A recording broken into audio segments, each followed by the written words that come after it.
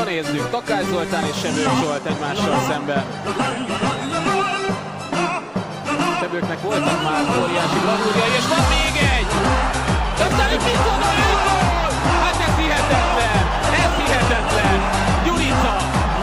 Ez nem igaz!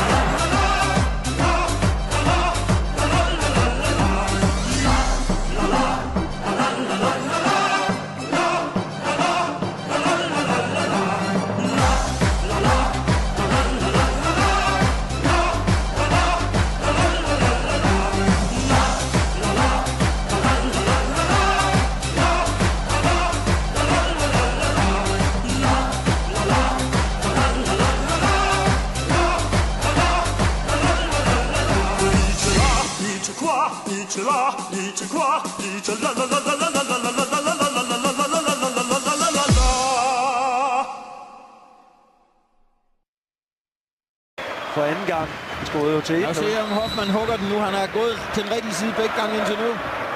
De spiller den kort til. Nej. De har stort overskud her i aften. Brøndby, det er smart lavet det der, og så altså Morten Duncan, der får lov til at indøve finte. Men Hoffmann har selvfølgelig... Han gik så til den rigtige side. Ja. Hoffmann, men...